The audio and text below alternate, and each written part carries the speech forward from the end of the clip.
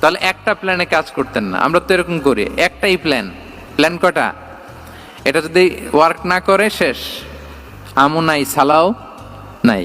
কিন্তু রাসূলুল্লাহ সাল্লাল্লাহু আলাইহি ওয়া আলিহি ওয়াসাল্লামের প্ল্যান এ ছিল, প্ল্যান বি ছিল, প্ল্যান সি ছিল। প্ল্যান এ ওয়ার্ক না করলে প্ল্যান বিতে যেতেন, বি ওয়ার্ক না করলে সিতে যেতেন, এইভাবে তিনি কাজ করতেন।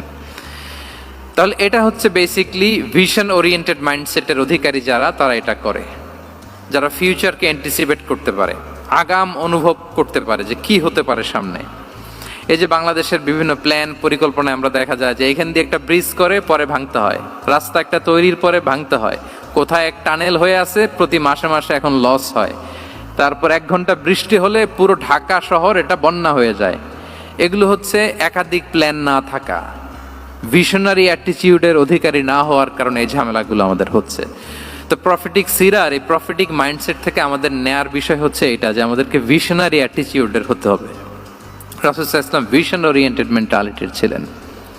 আগাম, আজ থেকে 50 বছর পরে বাংলাদেশে কি ক্রাইসিস হতে পারে, আজ থেকে ঠিক 100 বছর পরে বাংলাদেশে কি হতে পারে, ওই রোড ম্যাপকে সামনে রেখে আমাদেরকে প্ল্যান করতে হবে। এটাকে বলে